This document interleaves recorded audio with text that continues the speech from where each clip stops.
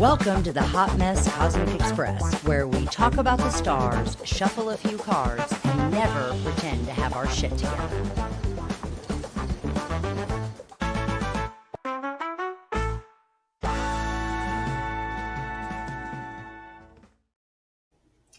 Welcome back, Hot Mess crew. Hey, in part one, Tracy and I dished out all the information we had, well, most of it at least, on Virgo energy and why the new moon and that phase of the new moon is basically your cosmic reset button. Now, it's time for us to get personal and find out exactly where this new moon is going to fall on your personal birth chart, which is a great spot for you to set goals and intentions and even make a few wishes with the Virgo new moon that's coming up on Saturday, August the 23rd. So grab your birth charts, know your rising sign, buckle up, and let's head into part 2 of our Virgo new moon episode. Have a great rest of your day, guys. Bye. So we've got the new moon in Virgos coming up on August the 23rd. And it's at, actually it's at 0-22 degrees. So it's really, really, I don't know if I even pinpointed what time it was.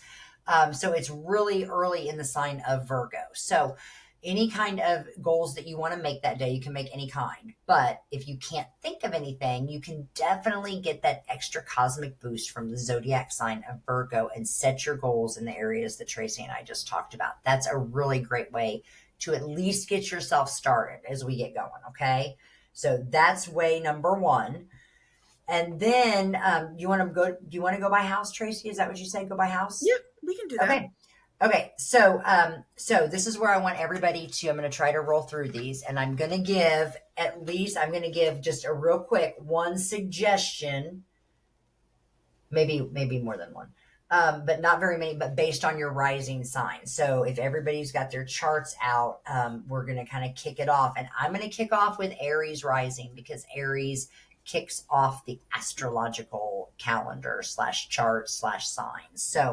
So if you are Aries rising, the new moon in Virgo is going to happen in your 6th house. Okay. So we talked about the houses each have one area of your life, right? So each one does it. So this month for you, if you're Aries rising, that new moon is going to happen in the 6th house in your chart. So you want to take a look at areas where the 6th house lives, right? What are the areas of your life covered by the 6th house? And you might want to think about setting some goals in that area. Those are daily routines, healthy habits, getting organized. Believe it or not, 6th house is naturally ruled by Virgo. So it's all the things we already talked about. So it's pretty easy for my friends who are Aries rising because they're able to just kind of, stick with what we've talked about with that Virgo piece. So those are some good new moon goals for the people that are Aries rising. Okay. So if you're Taurus rising though, the Virgo new moon is going to happen on the 5th house on your chart. So if you take a look at your chart, the 5th house, you should find Taurus there. If you look at your chart and it's different, let us know.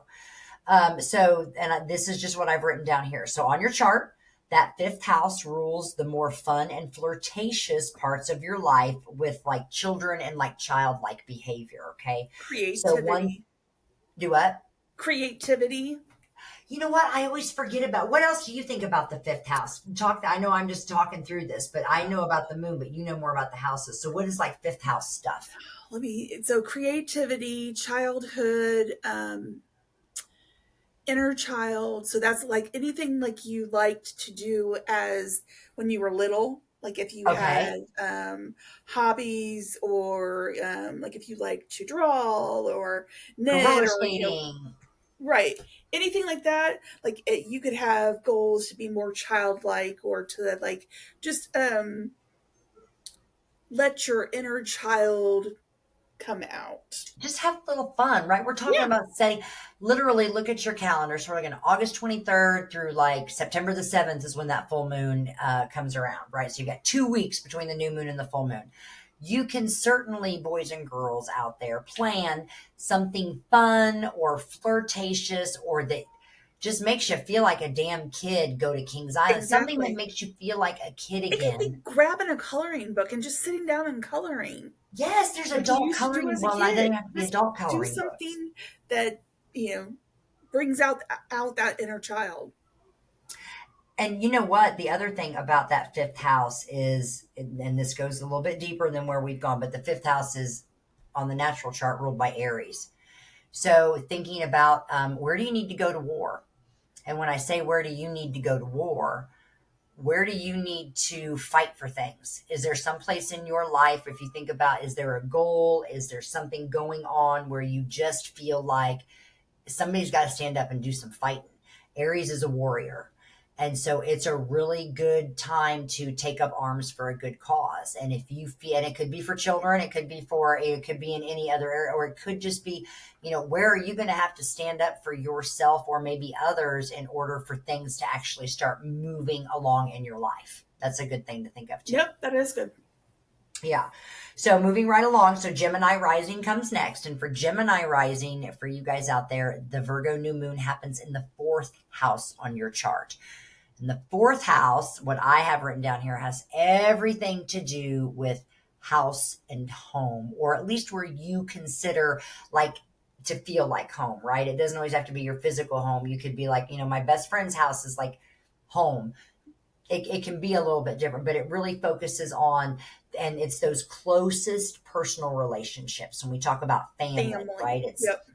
Does that make sense? It's like the Yep. closest ones. So if we were going to set goals in that fourth house, those would be goals. We talked about being your home. I would be setting some DIY goals. It's the end of summer. We're about done here. Take a look around, whether it's you want to hang some stuff up and get ready for Halloween. For my friends, trust me, I already hung LED skulls up all over my property to get ready for Halloween, because it is going to be a big thing this year. So, but I've got to do some DIY stuff to get it ready. So again, you're looking at a 2-week period. What's something quick? I'm not talking redo the roof on your house, but what's something small you can do to like embrace your space or to make it a little bit nicer, or to fix something up? Have you changed, that light bulb that has been out over the vanity for the last 6 months? Change it, right? Just do a few things around your house. Again, just making improvements in every area of your life, right? Right. If you want to go a little bit different than a DIY, you can try to look into some genealogy, try to get maybe in touch with a little more of your roots, or you could even, if there's some areas in your personal closest relationships that are a little bit strained, maybe you make a goal to reconnect with people from, that you were closest with at once that maybe you aren't now. That's another thing that you can do, right? Because we're talking about family. So we could always, if that's an opportunity, set a goal to reconnect with people we haven't seen for a while. Like I haven't seen, doesn't always have to be a reconnect, but I haven't seen my Aunt Sally in forever and I love her. I'm not going to get to go see her right now, but I'm definitely going to set a goal under the Virgo new moon to at least like FaceTime with her at least once a week. And that's only 2 times, but that's a whole lot more than I've done in the last 6 months. And that's going to make me feel a whole lot better. And like I've reconnected with her a little bit. Cancer rising, it's your third house. And your third house is all about communications. Communications. Is that what you got? Is it Yep. just communication? It can be also technology. Ooh, talk me through technology. Talk me through that. What do you mean? Like it deals with like just like because it's Okay, so like the internet. I totally went blank when you said that. So it's just like because technology is a form of communication. Like Nope, that makes computers sense. allows so so it's communication technology. I don't have my list No, here. it's okay. No, you weren't. No, it's okay. No, but I did write down set community. But no, it makes sense because if you think about it, the internet is all about how we get information and Right. communication. So, um, and honestly, yeah. So I put here set communication oriented goals to be sure you're sending the right message. That's the big one. You could start a daily moon mood journal. The only reason for that is because Cancer, I always love Cancer's all about the moon. So I always talk about the moon mood journal when I talk about Cancer or Cancer rising. But that just helps you to kind of capture a good vibe, right? So Aquarius and that third house, sometimes they've got a really good humanitarian and like a good global look at things, but it's nice if we can kind of bring some of that down and figure out how we're feeling and not worry so much about how everybody else is feeling. Right. Sometimes that can be an Aquarius thing. So, Leo rising, it is in your second house, and your second house is all about the money. There are two houses on your chart, the that deal with money, and the second house is one of them, and it actually deals with cash, property, and possessions, namely your ability to bring that in.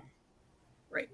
So, goals you can set when that new moon, if this Virgo new moon is in your second house, are all around what can you do to try to bring in more cash? What can you do to, if is it, do you want to bring in possessions? When I talk about, actually, I like to do a swap out and be like, what possessions can I sell to bring in more cash?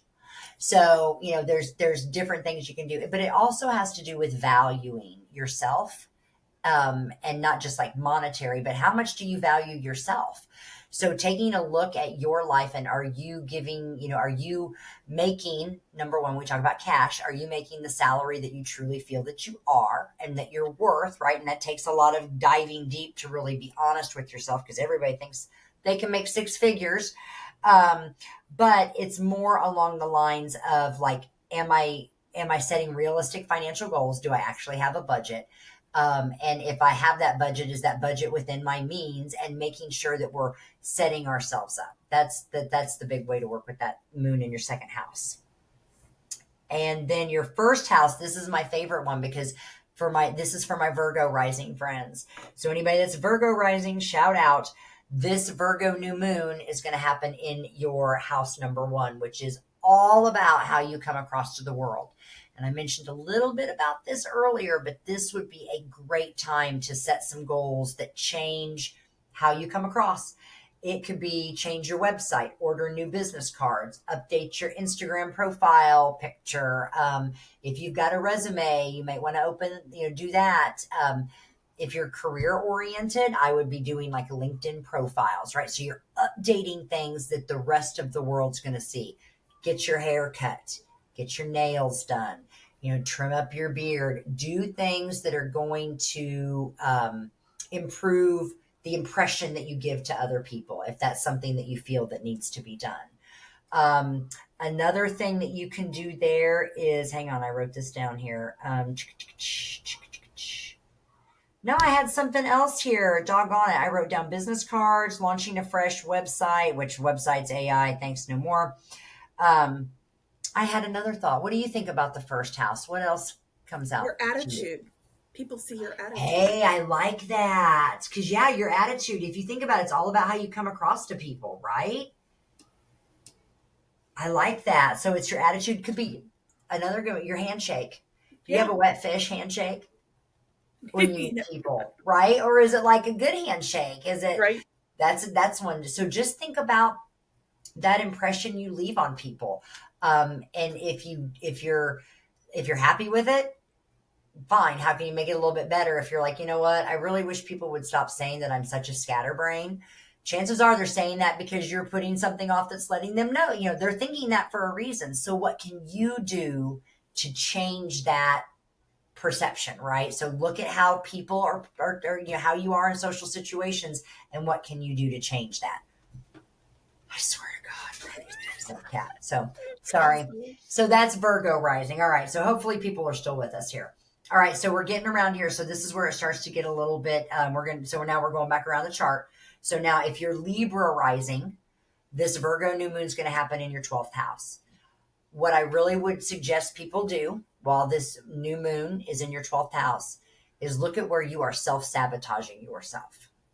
Where are you either making promises that are too big, or not enough promises, or you're not following through, or you're questioning everything, or if it's not dotted I's and crossed T's and perfect, you're just not going to do it. How are you self-sabotaging things, right? This is a big one for me with like my book and getting all this done, because I self-sabotage it because it's just never right. So when that new moon is in your 12th house, my Libra rising friends, it's a good time to take a look at where am I screwing stuff up for myself, and how can I be better, right? What can I do to at least improve one thing? All right, I'm always late to work and I'm getting ready to get fired. Okay, I'm going to have to, and you have to go down the list, and something's got to eventually work. I mean, hell, sometimes you got to sleep in the parking lot. But, what can you do because you're self sabotaging even your best efforts? This is what you want to do during that new moon in Virgo in your 12th house. Okay. All right. Now, this is my favorite house, the 11th house, my Scorpio rising friends. This gets really exciting because the 11th house should always be the biggest new moon for you on your chart because it is considered your lucky new moon. This is the big one. When the new moon hits your 11th house, it amplifies everything really, really big. It's traditionally ruled by Jupiter, so it just makes everything super big. So when it's in your 11th house, and because that 11th house deals with luck and fortune and social networks and a few other things, it is a great time to really focus on how can you bring in more luck into your life? How can you set off a lucky streak? It's really a chance to make some crazy wishes and to really set your sights on some audacious things, I guess would be a great way to say it. And for some of those to come true, it's a very, very big deal to have your new moon in your 11th house. Did you know that? Yes, I did. You did? I did know that because of your class. Oh, shoot.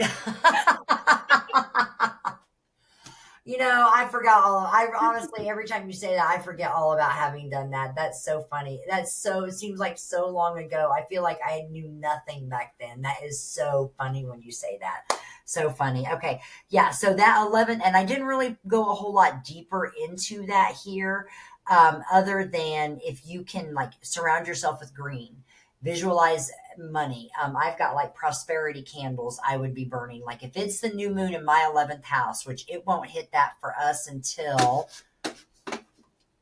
sorry, I don't have a mouse pad, boys and girls. I really wish I did. Our 11th house. Oh shit, Tracy. It's the new moon in Libra is when it'll be in our 11th house. So that's not actually, I shouldn't say shit. That's a good thing. So the new moon in Libra. So October 21st, that's going to be our lucky moon. New moon. So around October 21st, I'm going to be wearing all the green. I'm going to be buying my one Powerball ticket a week. I'm going to be doing things to try to bring in luck. I'm going to be on Freebie Shark, entering all the sweepstakes. I'm going to do certain things. Yeah. Oh, yeah. Girl, I just won a free year of toilet paper from Charmin. Hey, everything helps. I mean, what you going to do? Right. I mean, You don't have to buy toilet paper for a year. That's one well, thing to that's work. what they say it is, but it's 2 coupons for a free $25 worth of free toilet paper. I'm like, what Yeah. household goes through only $50 of TP in a year? But I'm Right. thankful, very thankful. So those are some good things to do. We can do a whole nother thing to dive deeper into that 11th house, but that's the premise of it is it gives you a really good chance to be lucky. Now, aside from that, goal wise, it's a good time to take a look at your social networking. And some people talk about it being about friends, and it is about friends, but a lot of times I think of my friends, they're in my fourth house, right? Those are my closest personal relationships. That and my seventh house, right? Those are like my super closest. 11th house friends, I think, are more along the lines of your support network for your career and your goals and all of that, like the social aspect of it, right? So Right. one of them, it's always a great idea. I tell people, like, aside from setting, money or luck oriented goals when the new moon is in your 11th house, another really good thing to do is take a look at your social network. Do you have one? Right? If you don't, what community, it used to be like here where we live in Indianapolis, there used to be like the World Trade Club, where you would get together and you could get with other people in like international logistics, and you could, everybody could kind of get together and you had a network. And now it's not so much. It seems like everybody's kind of come back a little bit farther within. So even if it's just joining a couple of LinkedIn groups, if that's where your platform and things are at. If it's not, if you're a Facebook or a TikToker, find some new places to join that are going to help support you and give you either the creative inspiration or the support that you need to reach your goal. That'd be a really good thing to do in your 11th house. And then as we move on to Sagittarius rising, do my whoop whoop dance, right? Because that's us. So Sagittarius rising, that means that Virgo is in our 10th house. So this is all about career focus. So sorry. This is all about career.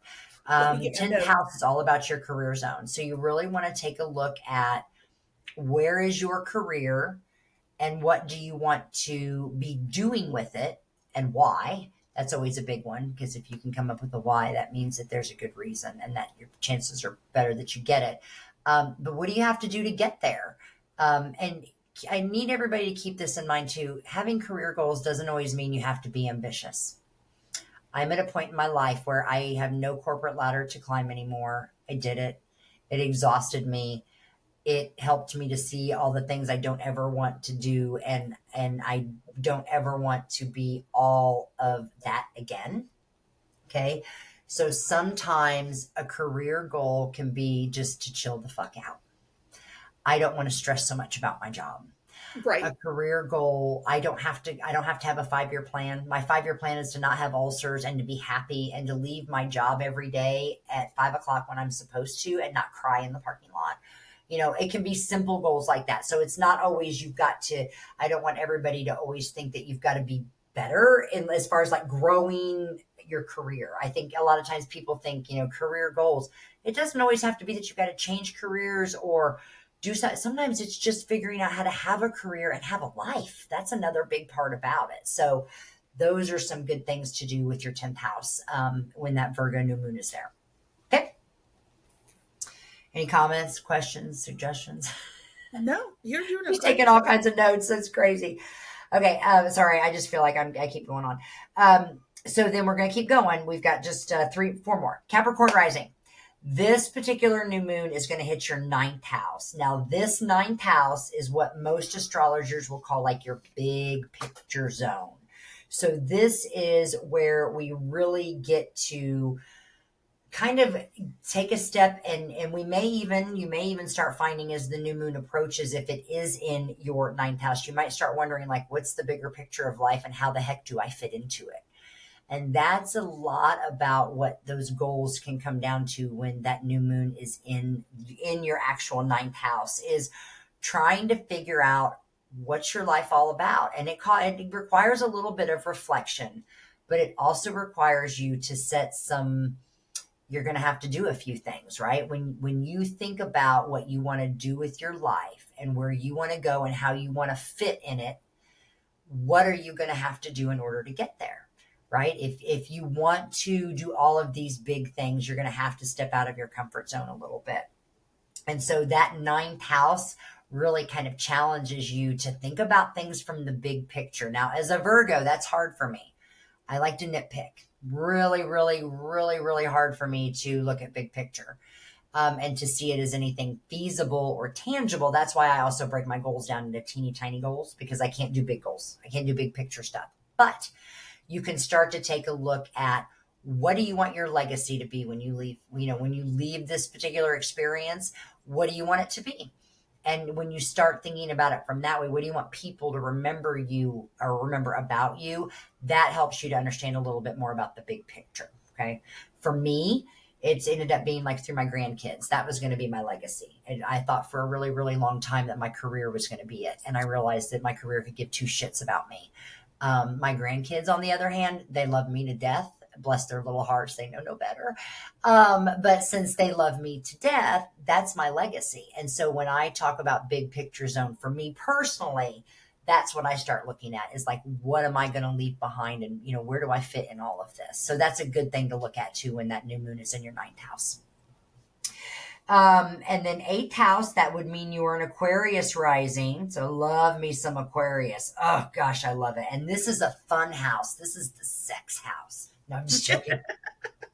No, it's not just all about sex, but the 8th house on your chart is a little bit more of like the taboo things in life. So in my opinion, when you talk about like sex, drugs, politics, occult things, that's kind of some of that 8th house stuff. Does that make sense? Like mystical stuff?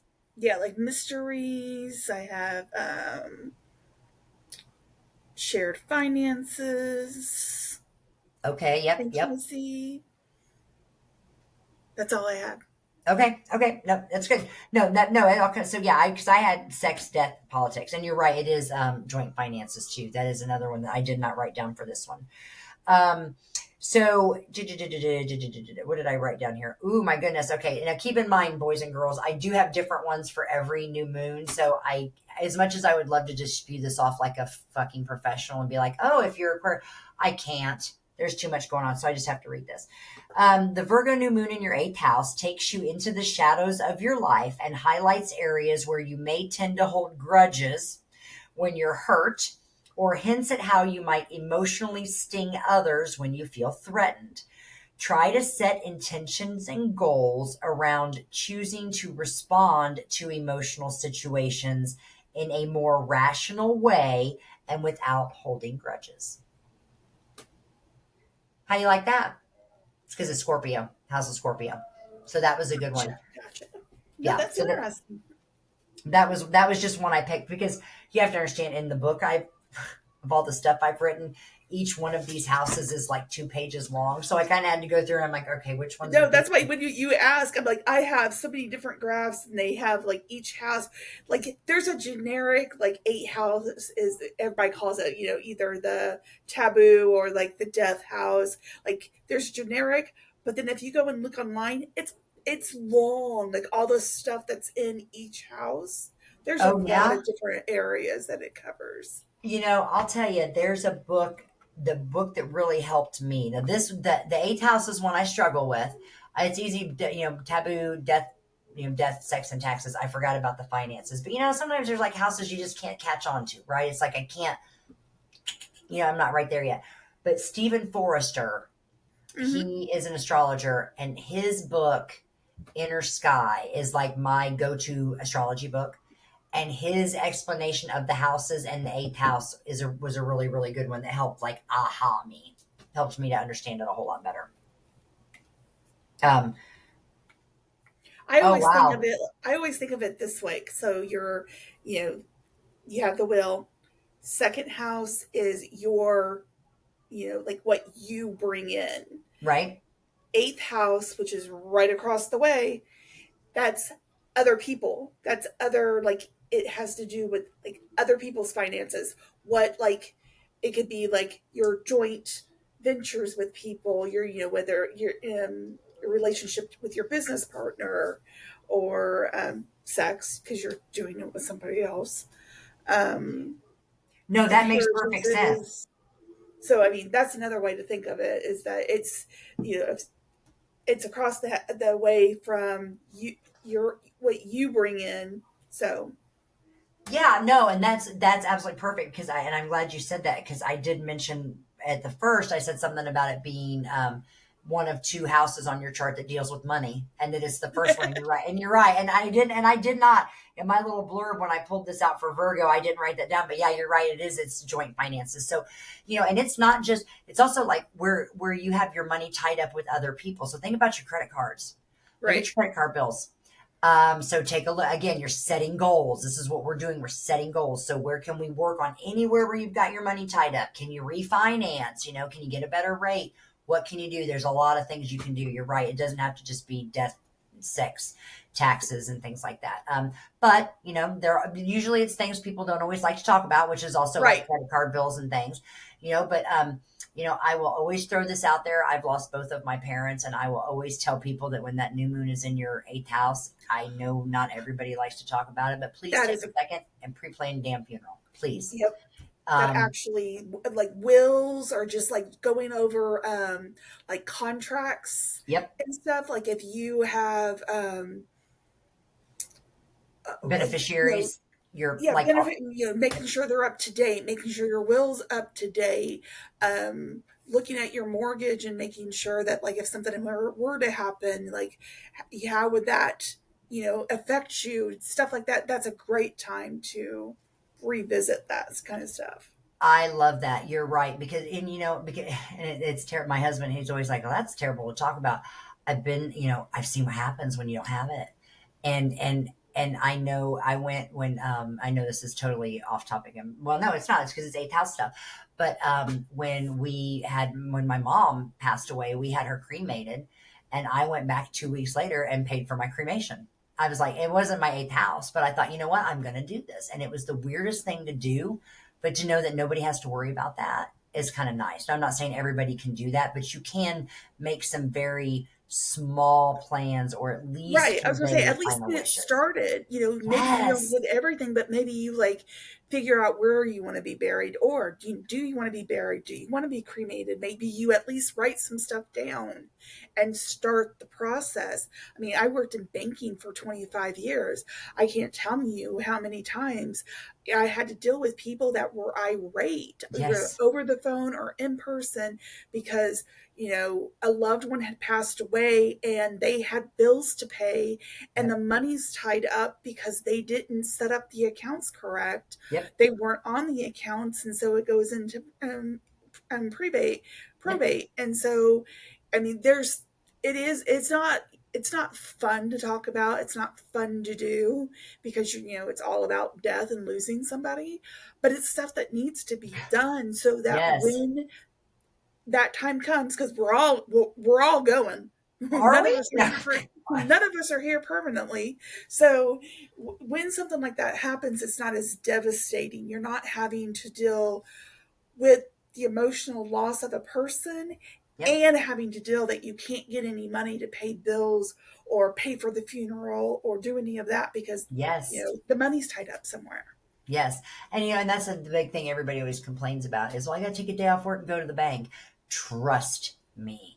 The day you take off to go to the bank with your mom, dad, whoever it is, your spouse, your kids, whatever, just to put somebody down as a POD on your accounts Yep. will save everybody. But that does tell me one other thing I do want to throw out there. This is just a tip. Any vehicle that you own, outright own, have a title in your hand. Flip it over, and on the back, there is a section that says transferable upon death. Fill that out ASAP, because what happens is when you pass away, if you do not have a will, all your vehicles, everything you own, goes to probate. Your vehicles will not, as long as you have put on there someone that is transferable on death. And you can do that because that's the only way I got my dad's Jaguar. It would have gone. They would have taken it all. And because he had signed that over on the back of it and put the transferable on death, nobody can touch it. So that's another. I'm glad you said that. I forgot all about telling people to do that. That's a big deal. Yeah. That's also with your mortgage. Like if you have a mortgage with somebody, there is, and it's been so long I can't remember the exact wording, but most loans, it's I wish I could remember the wording now that I brought it up. But there's wording where, if, like, you know, I'll use me and Steve, if one of us were to die, if you don't have that specific wording in your contract, your Yeah. the other person doesn't automatically get the house. I know what you're talking about. Yes. I It's a can't think of what clause. it's called. It's a clause Yes. of it's a certain way it's worded. It's So I like mean right of that's survivalship or something like that. but I mean that I would go back and check your contract to make Yep. sure that if something were to happen, that the other person would get the house. If they're on the loan, then they should be. But if you would think, oh, they're on the loan, they automatically get the house. No. It doesn't necessarily.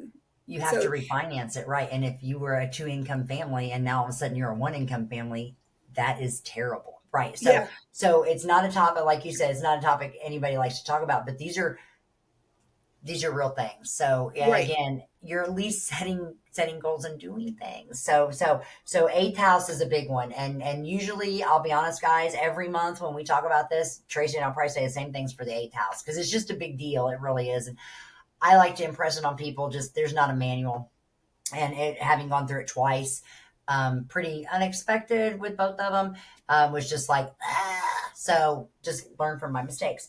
I do have to say this is funny because for my Pisces new moon I wrote here, this is what a dork I am, I wrote left intentionally blank, like I'm the only one that's ever going to read this, but I had to tell myself because obviously I've questioned it before, like why did you leave that blank, so I had to put a note there. Oh my gosh, but I do have stuff there. So for Pisces rising, now Pisces is the last sign in the zodiac. So if anybody is stuck along with us, I really appreciate it. And this will all be in the notes. For Pisces, your seventh house is all about your personal relationships. So the closest ones. So this is where your best friends are at. This is where your spouses are at. This is where your business relationships are at. These are all of your closest relationships. Is that what you would say too? Like Yes, yes. partnerships? Okay. And it's So right across from, is it right across from the first house? it's right across from your rising sign. Yeah. Yeah. So rising house is you, seventh house is your spouse, your closest people. I love that. Girl, you are so smart. Thank you. That's Well, also, the we're first going to, six houses are more about you. The 7 through 12 are other people. oh, really? Mhm. See, that's why I can't wait to have this conversation. I really didn't know you could break it down like that. Seriously? Yeah. So seven Shut is about, up. well, look at it. Seven, we just Yeah. talked about all these houses. Seven, your spouse, your closest people. Eight, other people, resources. Yep. Nine is, Big picture your zone. legacy, what you're leaving to people. 10, work, Yep. career, involves 11, social. Yep. So, and 12 are things that are hidden. So if it's hidden, it's from somebody else. You're hiding it from somebody else. No way. Okay. I did not even think about that. See that? I love it. I love it. I love it. I love it. Yeah, That'll, okay. the That's a whole lot chart's split easier. in half. And like, so the first six houses are more about yourself, your I'm person, looking at my chart. yourself, your personal finances, your communications, your childhood, your creativity, Your and your home, your daily work. routine. I'm going across there. That's tripping me because I've always heard that when people talk about compatibility, first when you look at whatever your rising sign is, what's the sign that's in your seventh house, and that chances are those which mine's not Taurus, so But see, right, I've heard that too. But then I saw something else, and it works a little for me. At least it worked a little better. It's not just that there are a Taurus or whatever is over there in your seventh house, which yours should right. be Gemini. Um, it could be characteristics Right, of that's that what I was gonna say. sign. I think it's more about like what I because it's what you put out to the world, and then I've always heard your seventh house are those traits that like because these are all the traits that you have out there and you're displaying. These are the things you don't always have. So that those traits of that sign are things that would not that you don't have them, but that's really because it's the exact opposite. When they talk about opposites attract, right? That's really what you gravitate towards. So for me, it's more And of then, that intellectual stimulation. That's what I look for in like close relationships and stuff is intellectual, mental things. People that are chatty yes, that want to talk with me. yep, I love it. I love it. So that okay. So that's the other part of the seventh moon or seventh of it being in your seventh house. So you can because it's there again. You can work on any of your relationships. So how can you be better in your relationship? And then if you're trying to attract it, my favorite, the one thing I will always say is how can you attract a healthy and a supportive relationship? I've said it before and I'll say it again. It's always healthy and supportive relationship. That's the only kind of relationships we want to have. So if you're Pisces rising, this Virgo new moon that happens on Saturday will happen in your seventh house. And it's a really good time for you to set some goals on either being better as a part of a healthy and supportive relationship or being in a spot to where you can actually attract a healthy and supportive relationship. Those are some really good ones to look at too. That's what I have as far as the houses go. This went on a lot longer than I thought it would, but I'm hoping people stuck around. This is why the class took 3 hours. no, but I mean But I that think it helps information. people. The, Yeah, the I health mean, information is very important because that's not just for the Virgo moon. That's with everything, like those basic areas of life that we just went through. That will be for every new moon, full moon, yep, pretty much every aspect or transit you're going to be looking. That's part of how you read a chart. So yep. we actually had talked about doing an episode of the houses, and we can go more in detail when we do that episode, but that's kind of like the a version of what we just did. Yeah, and to your point, this is the foundation because Tracy and I kind of realized that when we kicked all this off, like we're doing it and it's great, but then we've been going back and forth, like, okay, we think we need to like set the foundation, right? So like talk about like what are the houses to help everybody just kind of understand our perspective on it, and then again to gather more, right? Because there may be people that have really great, ideas on. I know this is because I think I've heard before that with every sign in astrology and every house in astrology, there's over 300 different like keywords for each one that Oh, you I can I put together. definitely believe that. So just because you and I are throwing out, like for the eighth house, these, sex, drugs, rock and roll, these things, somebody else, you said joint finances, somebody else may have some other really good stuff. So yeah, I really want to dive deeper into that. But this will be the foundation of it all because the houses will always be the same. The vibe is just going to change because of the sign. So the Right. sign kind of just gives us a little bit of a flavor, but the areas of your life will always be the same. So when that new moon gets around to your second house, it will always be about cash, property, and possessions. It's just how we flavor it will be just depending on what sign is there. Very true. Very Yeah. true. So I hope that like kind of helps everybody to understand. So I'll just recap it here. So first, we've got we talk about the moon. New moons are all about new beginnings. Second, we talk about the sign, which is Virgo, and that gives us that general flavor. And then third, we figure out our rising sign and we go around and figure out what house it's in. And we know that that directly relates to an area of our life. And we can set a goal in that area of our life that's flavored with some Virgo to give us a little bit of that extra cosmic boost. And then we'll do it every month when there's another new moon. Like, when the next new moon comes around, it should be in Libra. So then we would set goals with a little more of a Libra flavor to them. So, No, that was very it was very informative.